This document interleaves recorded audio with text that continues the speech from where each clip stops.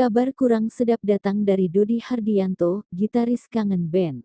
Rumah tangga Dodi yang sudah bertahun-tahun dibangun bersama Ayu Rizky Yani sedang tak baik-baik saja. Lelaki yang akrab disapa Dodi Kangen itu sudah pisah ranjang dengan Ayu sejak tanggal 23 Mei tahun 2023 lalu. Sang istri juga sudah ditalak satu oleh Dodi, namun gugatan cerainya di pengadilan belum didaftarkan. Sebagai istri, Ayu memilih menunggu langkah yang akan ditempuh Dodi atas permasalahan rumah tangga mereka.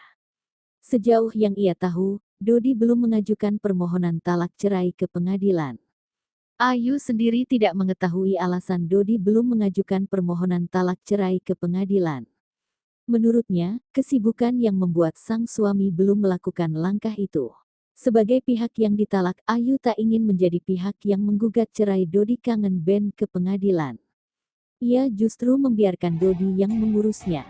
Terkait penyebab talak tersebut, Ayu Rizky Yani mengungkap penjelasan.